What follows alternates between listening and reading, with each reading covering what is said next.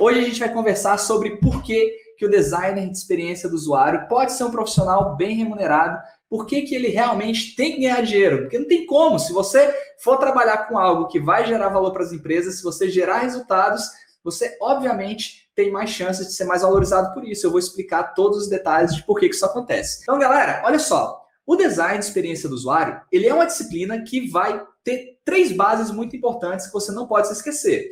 A primeira, você precisa gerar satisfação para os usuários. Não só satisfação no sentido dele ficar feliz, alegrinho, mas ele vai conseguir completar uma tarefa que ele não conseguia antes, ele vai fazer alguma coisa que ele não conseguia fazer antes, e aí ele vai acabar desejando mais o seu produto, ele vai gostar mais de usar o seu produto. Tem três bases do design de experiência do usuário. O primeiro é você melhorar a experiência de quem usa os produtos, né? Esse é o fundamento básico do design de experiência do usuário, é a principal razão que esses profissionais existem. Mas existe um outro ponto extremamente importante que é o negócio. Você precisa gerar resultados para o negócio. Então, você precisa satisfazer os usuários e você precisa fazer a empresa ficar feliz, né? O faz-me rir, famoso faz-me rir das empresas. A empresa precisa ter algum tipo de retorno quando ela ajuda os usuários. Então, isso é uma máquina que vai te ajudar a ser mais valorizado. E eu vou explicar como que você chega lá. Porque tem gente também que diz, mas eu sou designer de experiência do usuário e eu sou desvalorizado. Pode olhar que talvez você não faça ainda as coisas que eu vou te falar nessa live. Então, fica antenado. Então, usuário, negócio e a terceira base extremamente importante do design de experiência do usuário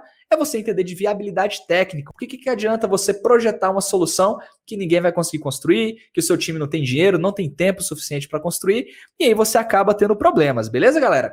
Então, usuário, negócio e recursos, como é que você vai construir essa solução que você projetou? Você nunca pode esquecer disso. E por que eu estou falando disso? Porque como a gente tem que olhar para negócio o tempo inteiro, a gente vai estar querendo gerar benefícios para o negócio, resultado para os negócios, soluções que vão gerar algum tipo de lucro, algum tipo de retorno desse investimento. E, obviamente, reduzindo custos, fazendo aquilo que a gente tem que fazer com os recursos disponíveis, com aquilo que a gente tem na mão. Então, lembre-se sempre, você não pode só simplesmente, nossa, mas eu projetei a solução mais perfeita de toda a história e minha equipe não dá conta de construir. Beleza, acabou, ó. Mal designer. Se você projetou algo que sua equipe não dá conta de construir, faltou conversar com a sua equipe, faltou colocar ela dentro do processo, faltou entender o que eles tinham capacidade de construir, o que tinha orçamento disponível, tempo disponível. Se você não conseguiu isso, se você não conseguiu essas informações, você acabou sendo um mal designer. Esqueceu de tocar lá nos 3 pontos do tripé, né, galera? Esqueceu. Então não pode vacilar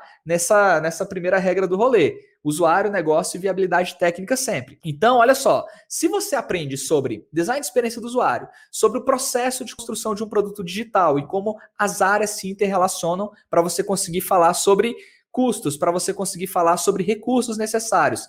Se você aprende a fazer pesquisas, se você aprende a entender o que as pessoas realmente precisam, se você aprende a medir o que você está entregando, olha só, você aprendeu a pesquisar, entendeu o que as pessoas precisam, você aprendeu a medir se aquela solução que você está entregando realmente traz resultados. O que você faz com isso? O que você faz com essa informação? Antes a empresa, de repente, olha aí que eu falei, se você trabalha dessa forma, cuidado. Se você trabalha dessa forma e não está ganhando bem, talvez seja por isso. Se você trabalha dessa forma que eu vou falar agora e você ainda não se sente valorizado, reconhecido como você merece, talvez seja por isso, tá? Existem algumas pessoas que elas gostam de trabalhar mais no comando e controle. E tá tudo bem. Tá tudo bem trabalhar no comando e controle. Manda quem pode, obedece quem tem juízo, né? É um mantra. Quem trabalha dessa forma tem esse mantra, manda quem pode, obedece quem tem juízo. E aí o chefe pede para criar um novo site, você vai lá e cria. O chefe pede para botar o botão verde, você vai lá e bota. O chefe pede para você aumentar o tamanho do logo, você vai lá e aumenta. O chefe pede para você botar a foto do sobrinho dele no site, você vai lá e põe. E tá tudo bem, tá todo mundo feliz, né? O chefe tá feliz, você tá recebendo sua parte em dinheiro. E beleza, né? Fingimos que tá tudo bem, Se o chefe for um cara que manda muito bem de negócio, se for um cara que manda muito bem no empreendedorismo, que sabe entender a necessidade das pessoas, que já tem esse background de design de experiência do usuário, que pesquisa com usuários, que testa com usuários, ótimo. Ótimo. Se ele é um cara especialista em design de experiência do usuário, ele consegue absorver, fazer pesquisas e entender o que o mercado precisa e traz para um profissional júnior fazer exatamente o que ele pede, tá tudo certo. A equação vai fechar, ó, lindão. A equação vai fechar lindinha, porque você, como júnior, consegue aplicar as ferramentas, você como profissional iniciante, você consegue fazer aquilo que ele está pedindo e ele sabe o que ele está fazendo. O problema é que raramente esse conto de fadas existe. Esse é o problema. O que é o conto de fadas? O chefe perfeito, o chefe que pesquisou tudo, quando chegou para você projetar, ele te entregou tudo de mão beijada, sabendo exatamente o que o mercado precisa. Agora, quem vive na realidade, cara, acordou e falou, velho, eu quero o botão azul, eu quero a foto do meu sobrinho, e pediu para você aumentar o logo, e pediu para você fazer 70 alterações sem nem saber o que ele tá pedindo, só porque deu na telha. E o que a gente faz quando a gente enfrenta a realidade? A gente senta e chora? A gente vai pro nosso canto e, ó, né, chora até não querer mais? Não. A gente descobre como que a gente pode lidar com essa realidade. É isso que a gente tem que fazer, galera. Não adianta sentar e chorar, não adianta ir pedir pro canto e ficar lá, pô, chorando enquanto ninguém tá vendo. Ficar depois reclamando, a minha empresa não valoriza o design, a minha empresa não gosta das minhas ideias, a minha empresa, ela não sabe trabalhar. Não é isso. Você é o profissional de design de experiência do usuário. Poxa, se te contrataram para resolver problema, a empresa não te contratou para ficar lá de peso de parede, peso de porta, não. A empresa te contratou porque ela quer que você gere algum tipo de resultado para ela. Então você tem que tomar a iniciativa de ir lá e construir coisas que são melhores. Ah, Leandro, mas não é bem assim. O meu ambiente é muito tóxico. A minha empresa, ela realmente é muito difícil. Lá ninguém cresce, ninguém valoriza ninguém. O que você está fazendo nessa empresa ainda? Essa é a pergunta que eu tenho para você. Então, ao invés de você ficar reclamando que a realidade é essa, que você não pode mudar nada, ou você vai, a partir de agora, tentar mudar a realidade dessa empresa, você vai se capacitar para você conseguir dialogar melhor, argumentar melhor, trazer resultados melhores. Ô, cara, tem um monte de oportunidade, tem 3.000 vagas abertas para design de experiência do usuário. Sai desse ambiente tóxico. Hoje eu estava conversando com alguns amigos sobre ambientes tóxicos. Galera, foge desses ambientes tóxicos. Se você acha que não dá para mudar, se você acha que não tem oportunidade de crescimento, se acha que não tem nada que você pode fazer, cara, para que você tá fazendo lá? A vida é curta demais para você gastar 8 horas por dia numa empresa que não vai te valorizar nunca. Então a minha sugestão sempre é, tenta fazer o seu melhor e tenta mudar esse cenário. Não deu? Vai buscar outra. Ah, Leandro, mas é porque você não entende. Leandro, tá muito difícil arrumar emprego. Eu vou pedir demissão da empresa que eu tô e vou ficar sem salário? Não, também não tô falando para você fazer isso. Cada um sabe onde a corda aperta. O que eu tô falando é, se você tá nesse cenário e você ainda não tá procurando novas vagas, chegou a hora de você começar a procurar. Porque vagas tem aos montes e procurando bons profissionais. Ah, Leandro, mas eu não tô preparado para o mercado ainda. Eu sei que tem vagas aí, mas as vagas estão pedindo coisas que eu não tenho, então estuda. Ou você vai ficar parado, beleza, vou te dar um choque de realidade aqui. Ou você vai tomar uma decisão de ficar lá onde você tá, e se você também estiver na zona de conforto e tá achando bom, tá tudo bem, você consegue lidar bem com isso, também tem nada de errado com isso. Fica lá onde você tá. Mas se você quiser mudar a sua realidade, tem oportunidade para isso. E todos os dias eu estou trazendo aqui histórias de pessoas que conseguiram novas oportunidades e que estão mudando a realidade onde elas estão. Já aconteceu muito comigo. Eu também estava num cenário que parecia ser muito difícil de mudar a realidade e de aplicar as novas técnicas e conseguir começar a ganhar novas oportunidades. Né? Então, para muitas pessoas, o que parece impossível,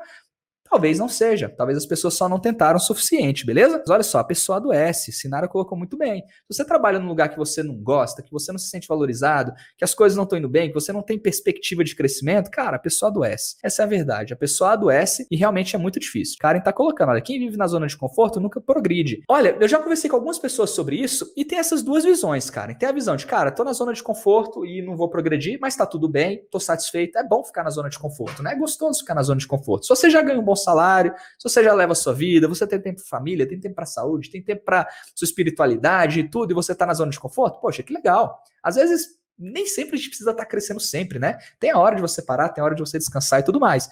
Mas se você tá no momento que você não tá satisfeito com o momento que você tá, aí deixar a zona de conforto passa a não ser uma opção, passa a ser uma necessidade para você ficar melhor, beleza? Então tem muita gente acostumada, que acostumou a trabalhar nesse comando e controle. Por que as pessoas trabalham no comando e controle? Porque é fácil, porque é cômodo, porque você não arruma encrenca com ninguém. Logo que eu assumi uma coordenadoria de governança e gestão de TI lá no Supremo Tribunal Federal, como é que chegavam as demandas de tecnologia para gente? Para simplificar, chegavam por política. As áreas que tinham mais poder político, tinham mais trânsito nas áreas lá do tribunal, elas faziam pedidos que a gente acabava construindo nos sistemas, né? Quem fala mais alto, né? Quem grita mais alto, acabava conseguindo as novidades lá nos sistemas, acabava conseguindo recursos para construir coisas novas. Então, era muito fácil, o trabalho mais fácil que eu podia fazer era aceitar que sempre foi assim. O trabalho mais simples que eu poderia fazer na história era, beleza, vou continuar agradando quem tem que agradar,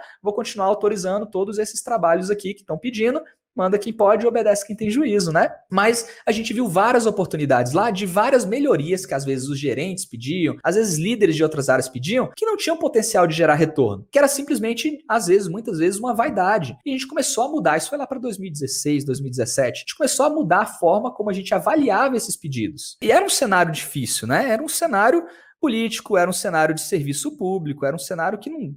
nem sempre está muito aberto a mudanças, né? Hoje está bem diferente. Hoje está bem diferente. Tanto está diferente que hoje o diretor-geral do Supremo Tribunal Federal era da área de tecnologia, de tanto que a tecnologia começou a ganhar relevância.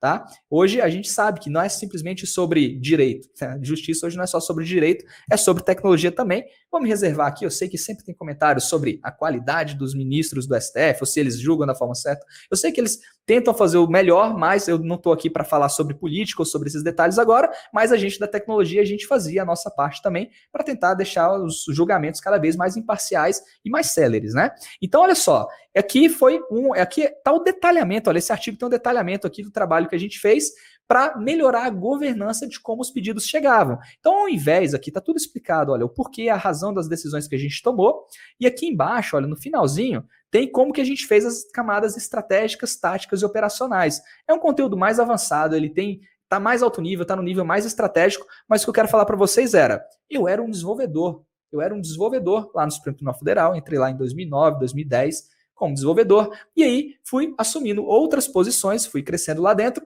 justamente por trazer essa visão com foco no usuário, essa visão de resultados, de tentar trazer benefícios para a população, tá? Então, para fazer isso, não dava para se fazer só o manda quem pode, obedece quem tem juízo. Precisava ter uma lógica para a gente priorizar o que seria construído. Beleza? Então aqui nesse artigo, tem 3 etapas do artigo que eu mostro detalhadamente aqui, olha, um artigo de novembro de 2018, detalhadamente como que as ideias surgiam na alta administração, como elas eram priorizadas, como elas eram organizadas da camada estratégica até as operações lá do Scrum, como que a gente organizava para os pedidos que tinham mais potencial de gerar impacto, com menor esforço, pudessem ser construídos primeiro. E a gente viu, olha, que uma das etapas do julgamento lá, que era mais importante, que era a que mais demorava, quase não tinha projetos, olha, quase não tinha projetos, e a gente vivia tentando melhorar, colocando todos os nossos recursos em outras áreas do processo interno, e quase não colocava aqui na parte mais importante, que era de julgamentos, e aí depois dessas mudanças, olha só, essa parte que não tinha, isso aqui era a nossa cadeia de valor lá, tinha uma parte que quase não tinha projetos, depois dessas mudanças a gente começou a ter projeto praticamente muito mais só nessa área que era mais importante para otimizar os julgamentos. Então é só um exemplo para mostrar para vocês que sim, existe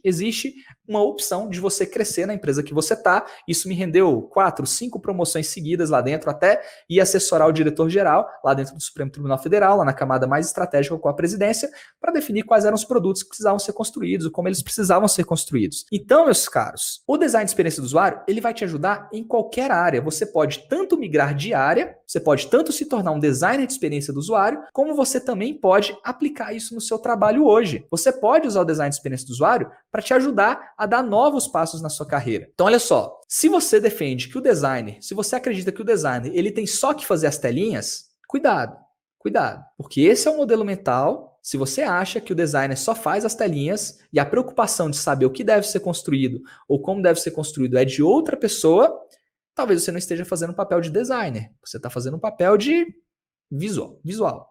Você faz o visual, você não faz design. Design é projetar uma solução. Então você tem que começar a conversar sobre negócio, você tem que começar a entender mais de negócio.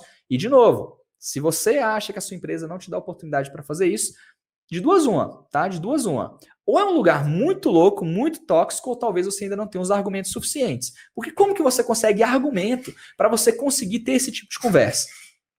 Se você só chega e fala, olha, eu gostaria que esse site fosse dessa forma, porque, olha, o Spotify já faz assim, o Google já faz assim, o Nubank já faz assim, você está errado, não é o argumento certo. Agora, se você quer buscar uma melhoria e você identifica, olha, 70% das pessoas que estão entrando nesse site estão tendo dificuldade de marcar uma passagem.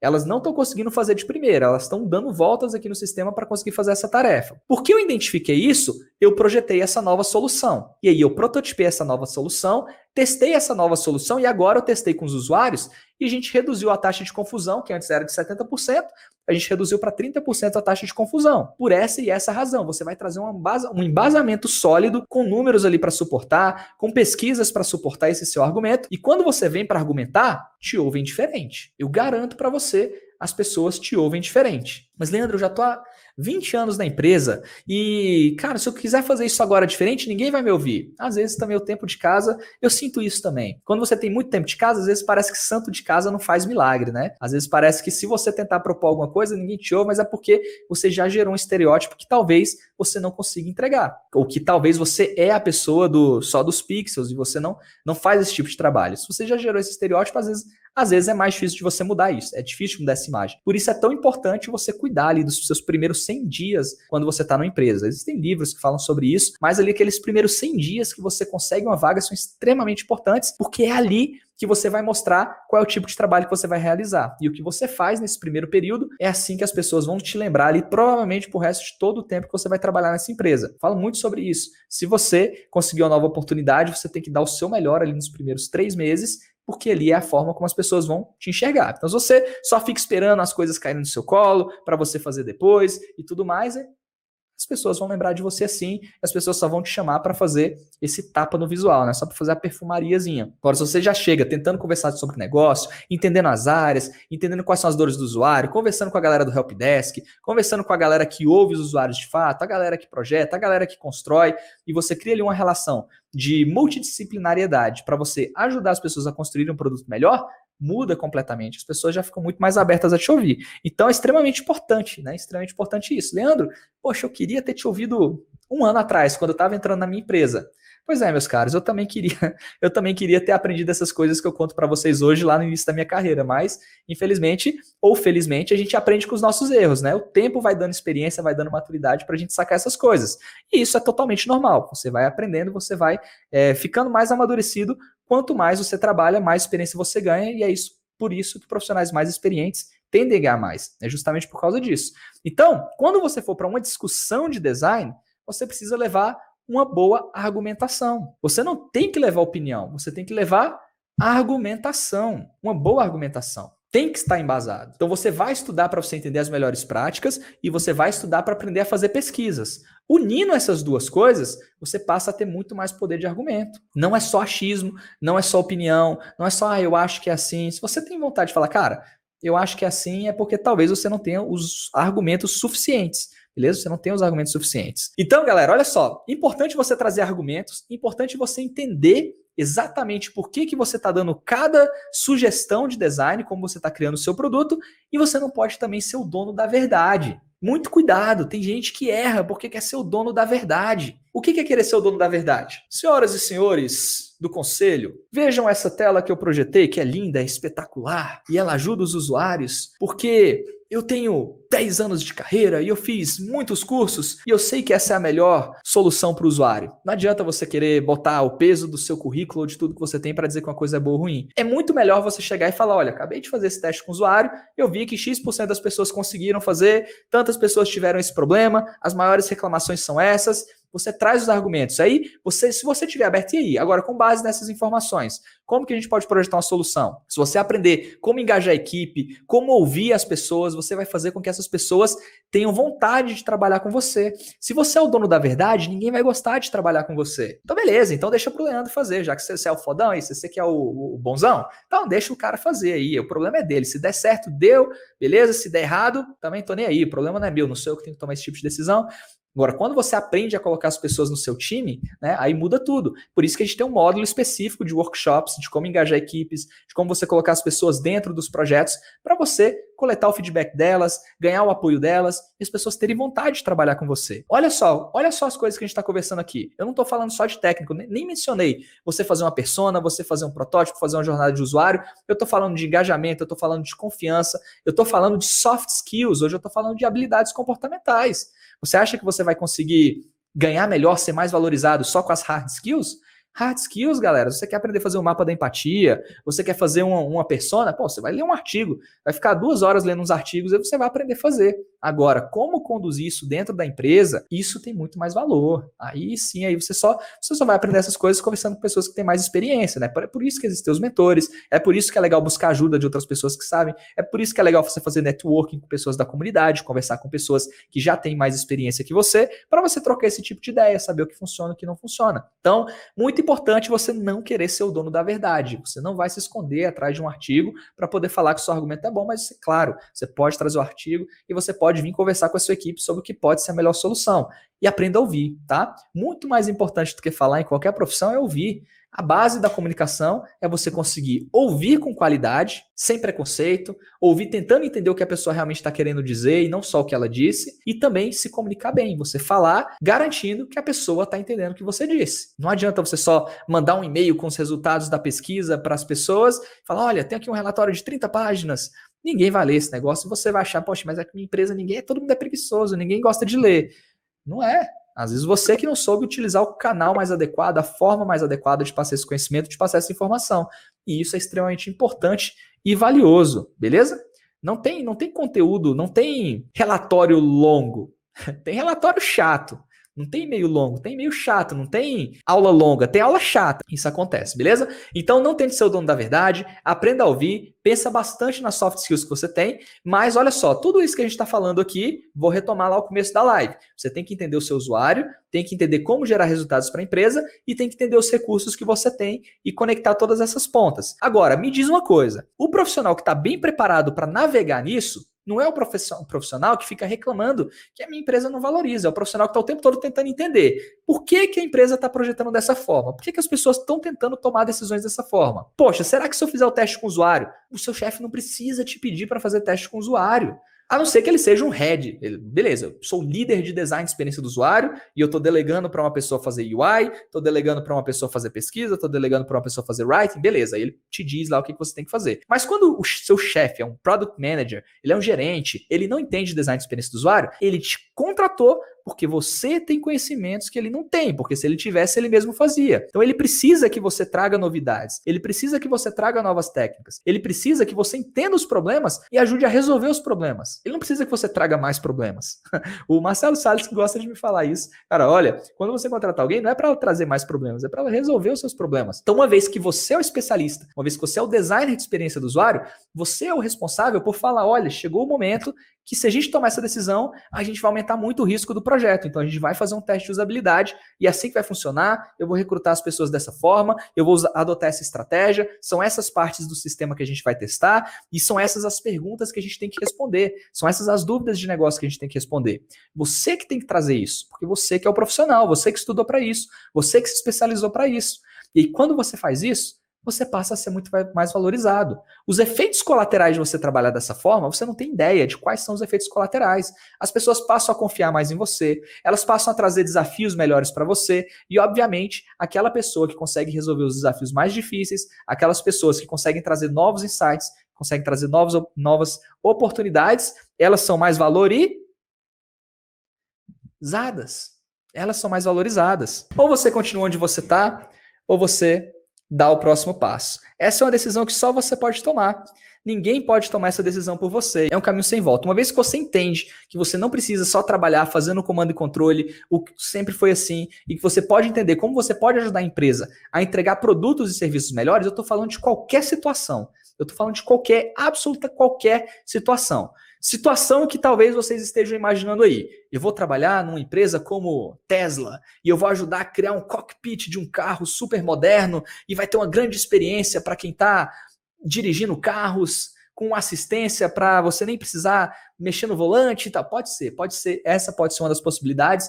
Já é uma das realidades que existem hoje no mercado, mas você pode estar trabalhando numa barraquinha de cachorro-quente e entendendo por que o cachorro-quente está demorando, por que as pessoas estão reclamando, por que às vezes elas se enfurecem porque faltou o milho, o que está acontecendo para faltar, chegou um cachorro-quente sem batata palha lá, por que faltou batata palha, o que dentro do processo dessa empresa, dessa barraquinha de cachorro-quente aconteceu para gerar esses problemas. E aí você vai atrás das soluções para deixar o seu usuário mais satisfeito. E se você pensar nisso, Você vai comer, olha, cara, chegou em casa e a galera vive reclamando que quando o cachorro quente chega em casa no delivery, a batata palha não tá crocante, a batata palha tá molenga. Então vamos tentar achar uma solução para isso? E se a gente mandar a batata palha separada, num saquinho? Aí a pessoa só coloca a batata palha na hora que ela for comer e ela sempre vai estar crocante. Você acabou de pensar na experiência do usuário, você acabou de criar um produto diferente, de uma forma simples. E isso pode fazer toda a diferença.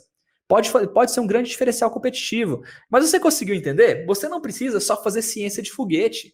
Em toda área tem oportunidade. Por que demora tanto, às vezes, para você fazer aquela consulta médica? Pô, eu topo pagar mais caro se o médico me atende na hora.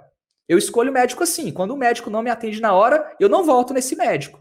E não adianta ele ser só o mais barato da cidade. Eu vou voltar no médico que ele me passa mais confiança, que me passa mais profissionalismo e tudo mais.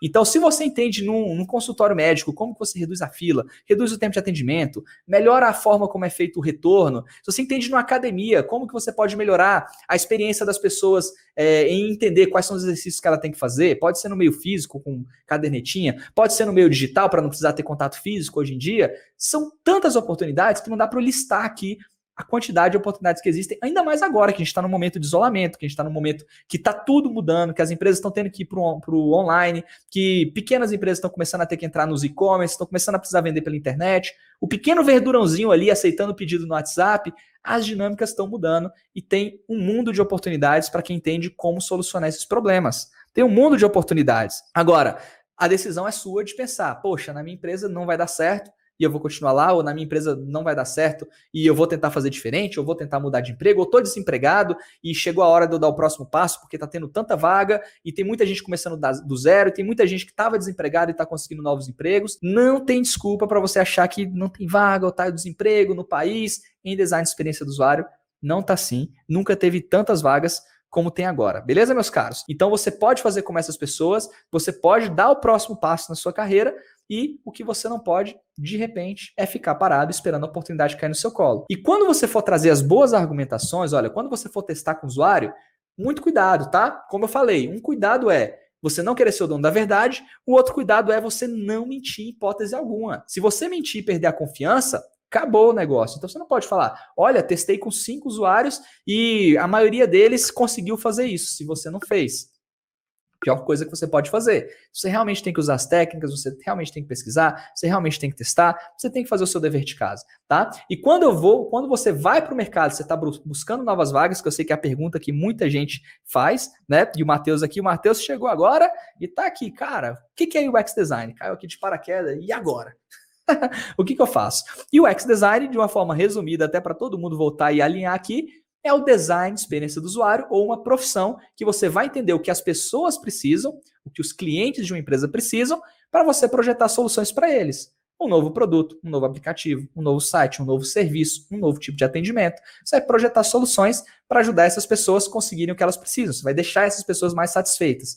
De forma bem resumida, é isso. É esse processo de trabalho que um profissional que faz o designer de experiência do usuário é um processo de trabalho que esse profissional faz para conseguir entregar resultados melhores para as empresas, sabendo que se deixar os clientes satisfeitos, a empresa cresce. É uma consequência normal. Esse é o design de experiência do usuário, beleza? Você precisa estudar. Você precisa estudar estratégias de negócio, você precisa entender o que as empresas precisam, precisa entender qual é o modus operandi dessa empresa, como que ela trabalha com a metodologia ágil, tem desenvolvedor, tem gerente de projeto, tem designer, como que todas essas áreas se encaixam. É importante você entender isso. É importante você entender como entender o contexto das pessoas que estão usando o seu produto. De repente, é diferente a experiência de uma pessoa que vai num restaurante super alto nível, um restaurante de alto ticket, de uma pessoa que come um cachorro quente numa barraquinha.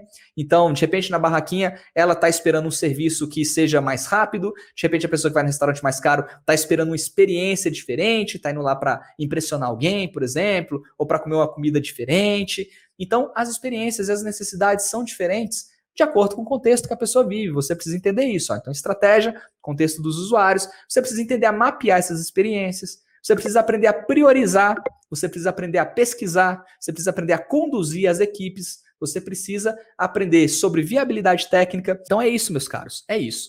Não esquece de ir embora e deixar o seu joinha e a gente se vê nas próximas lives.